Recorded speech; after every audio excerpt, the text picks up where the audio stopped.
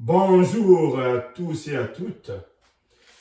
Il y a quelques jours, j'ai fait une vidéo qui parlait déjà des 10 étapes pour créer une entreprise. C'était les 10 étapes présentées de manière sommaire. Et je vous avais promis que je ferais cette fois-ci des vidéos étape par étape.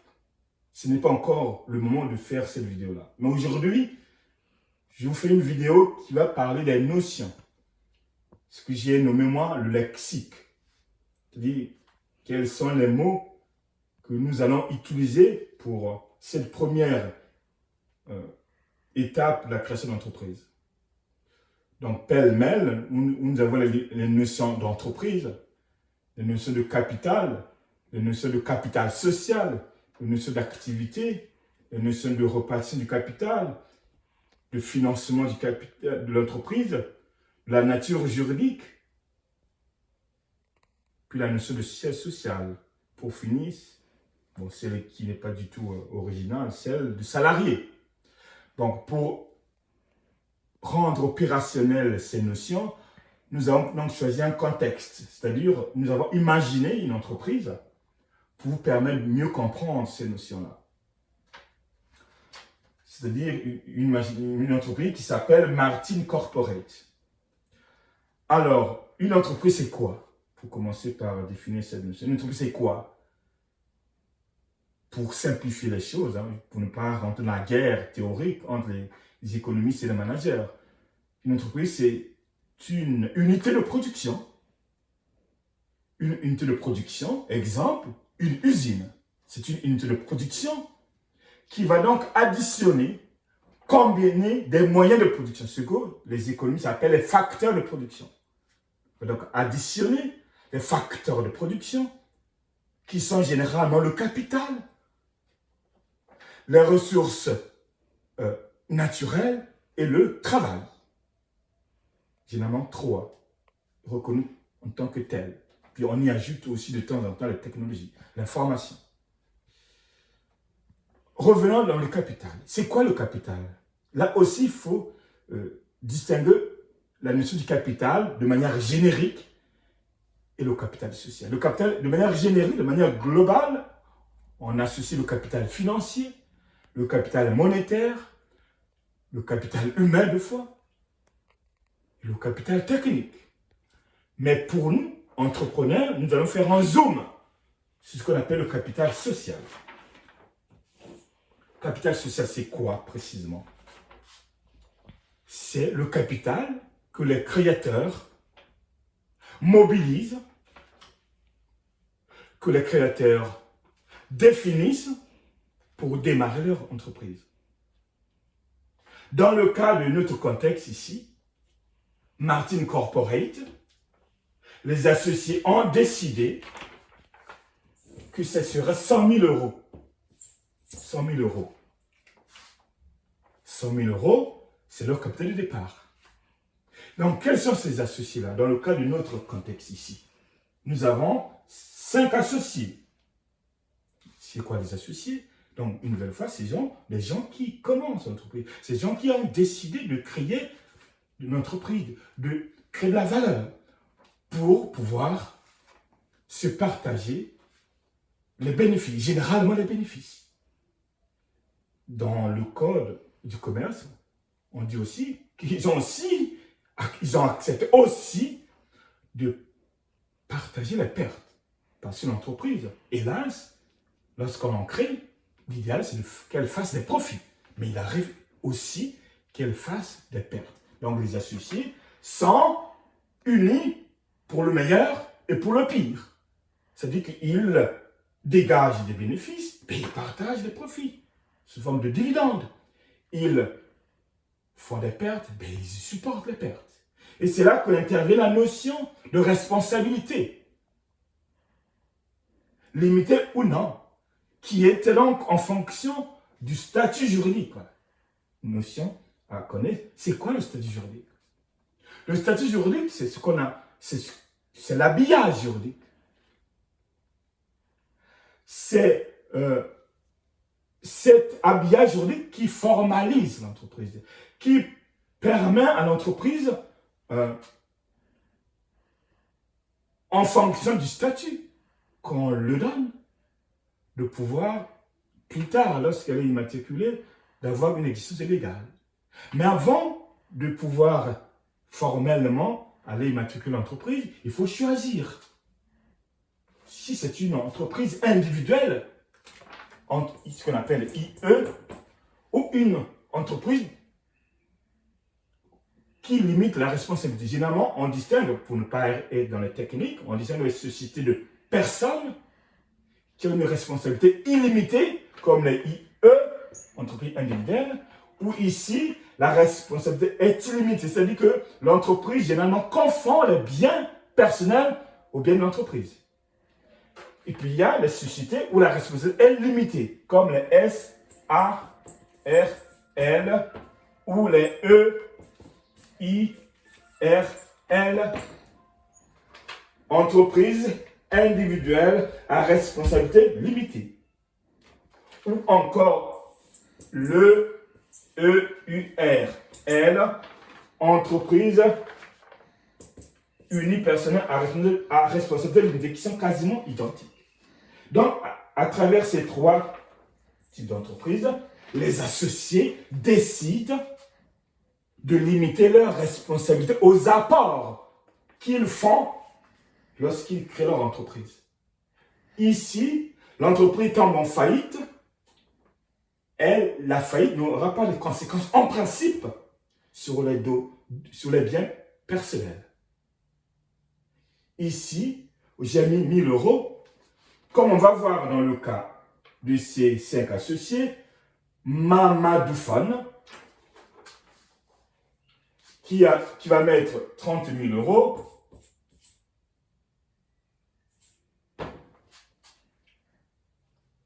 Zakumba, qui va mettre 20 000 euros.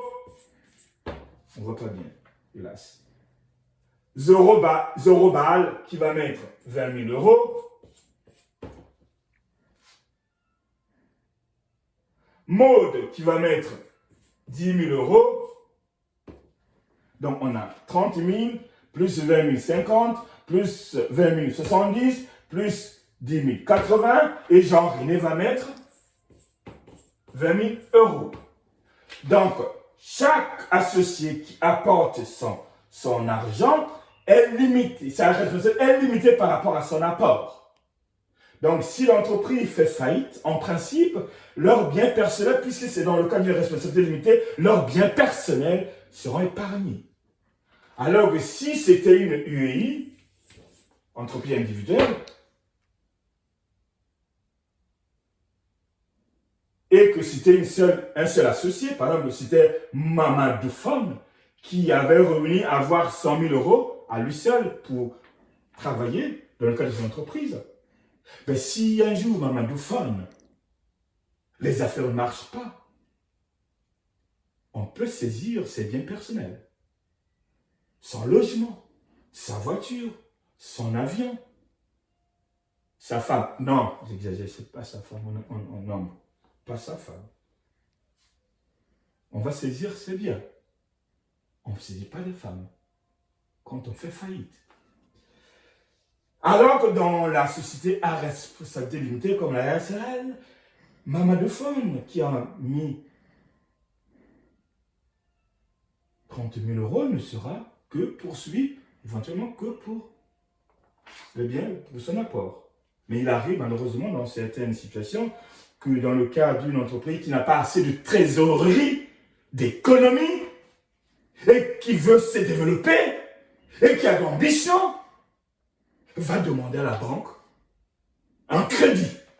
Et la banque va exiger en contrepartie une caution, des hypothèques, des garanties qui peuvent être des maisons, des bateaux.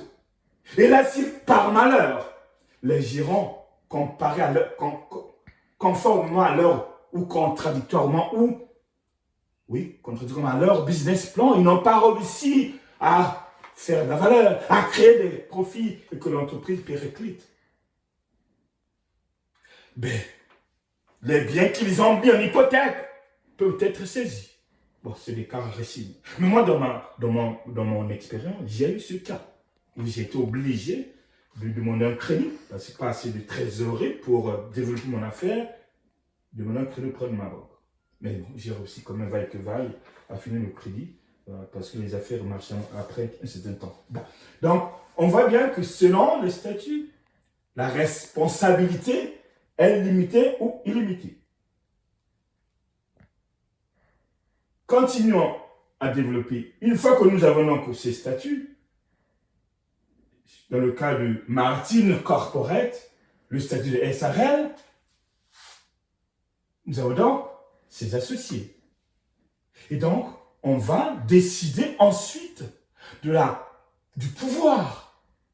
Mais comme vous avez constaté, à travers les mises des uns et des autres, à travers les apports des uns et des autres, on voit bien que c'est Mamadou Femme qui a 30 000 euros de capital. Donc c'est de fait lui qui pourrait être le gérant. Donc de la part de chaque associé naîtra le pouvoir dans l'entreprise. Donc ici, le gérant sera Mamadou Femme. Non, pas Mamadou Femme, oui, Mamadou Femme, qui a 30 000 euros de capital. Ils sont, comme vous le voyez à travers ce petit, je ne sais pas si vous voyez, ils ont un métier, ils ont pour métier de fabriquer des chaussures qui parlent. Des chaussures qui parlent, qui ont la reconnaissance, à travers la reconnaissance vocale, on peut commander la chaussure. Commander, donner des instructions à la chaussure. Ben, c'est un projet innovant. Donc, c'est un positionnement très intéressant qui se différencie de la clientèle. Car on va rappeler qu'un marché donné, c'est un gâteau. Un segment, par exemple, prenons le cas du marché de l'automobile. C'est un marché en France notamment que Peugeot et Renault se disputent. Il y a d'autres, ce qu'on appelle un marché duopole. Il y a deux grands offreurs de produits, Renault et Peugeot. Puis il y a d'autres, des petits concurrents. Opel, même si Opel, je pense qu'il a été racheté par Peugeot, ou encore les voitures étrangères qui ont encore leur droit d'exercer en France, dans le cadre de l'Union européenne, avec les traités. Vous savez que l'Union européenne est une union qui prône la concurrence, la libre concurrence des entreprises entre elles. Donc, ce positionnement est très, très intéressant pour une entreprise qui est dans les technologies, une chose qui parle. Et puis on voit que ce positionnement se confine par le siège social. Le siège social, c'est quoi? C'est l'adresse de l'entreprise. C'est là où l'entreprise évolue. C'est un peu au domicile, c'est un peu pour le domicile de l'entreprise. Et le 16e arrondissement, c'est un quartier très huppé. Donc, on voit bien le positionnement de l'entreprise. Donc, ils veulent peut-être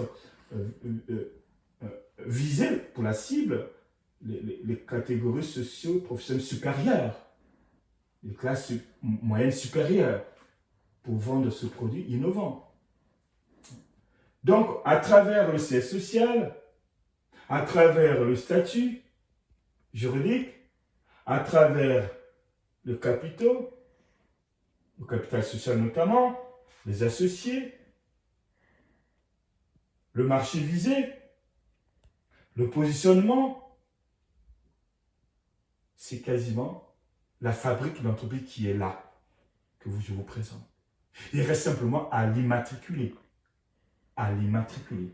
Entre-temps, les associés ont ouvert un compte professionnel auprès d'une banque qui va domicilier leur entreprise du point de vue bancaire.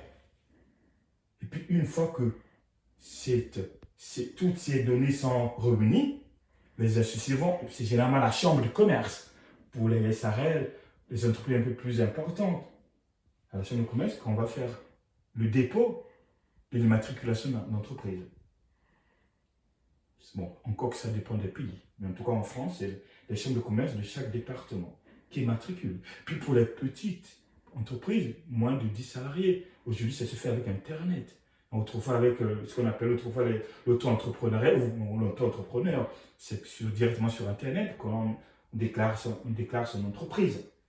Une fois qu'on a déclaré son entreprise, on a ce qu'on appelle le CABIS. Le CABIS. K-B-S-B-I-S. Qui est en fait une carte d'identité de l'entreprise, un peu l'équivalent d'une carte d'identité pour la personne physique. Donc la personne morale, ici qui est l'entreprise, a sa carte d'identité qui permet maintenant aux entreprises, enfin aux dirigeants de pouvoir commencer leur activité. On commence par nommer les dirigeants, ou le dirigeant ou les dirigeants. Et puis les premiers salariés qui sont recrutés soit par le gérant lui-même, hein. Tout au début, le gérant lui-même, ils n'ont pas trop de moyens, il ne faut pas qu'il dépense trop d'argent parce que l'idée de l'entrepreneur, tout au moins, la passion de l'entrepreneur, c'est d'abord gérer au mieux ses finances. Donc, dans un premier temps, recruter soi-même les talents, les ressources humaines qui vont venir créer la valeur. Et puis, ultérieurement, si les affaires prospèrent, confier cette mission-là. Dans le cas d'un contrat d'externalisation, une mission à une entreprise spécialisée dans le recrutement des ressources humaines et des personnes pour le compte de ses clients. Et une fois qu'on a recruté le personnel, ben on commence l'activité. C'est-à-dire aller démarcher les premiers clients. Et c'est peut-être la chose la plus difficile. Aller démarcher les clients, aller les capter et ensuite plus tard les fidéliser pour qu'ils viennent vous acheter votre savoir-faire, vos produits et vos services pour faire du profit. Car n'oublions pas que le but ultime d'une entreprise que vous venez de créer, vous, Mamadou Fon, Diakoumba, Zorabal, Maud ou Jean-René, vous venez créer une entreprise, vous devez faire des profits pour qu'elle puisse se pérenniser, pour qu'elle puisse perdurer en augmentant chaque année le chiffre d'affaires et derrière les bénéfices, et ainsi de suite. C'est comme une boule de neige qui grandit.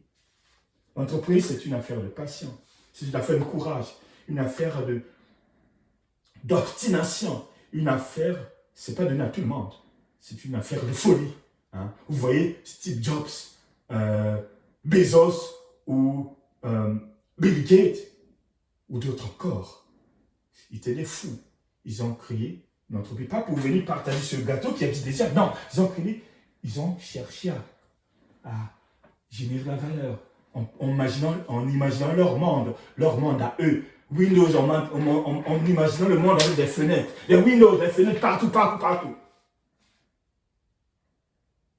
Et Steve Jobs en imaginant du tactile, que les gens devaient taper sur sur le téléphone comme ça, là. Tac, pour qu'on aille vite.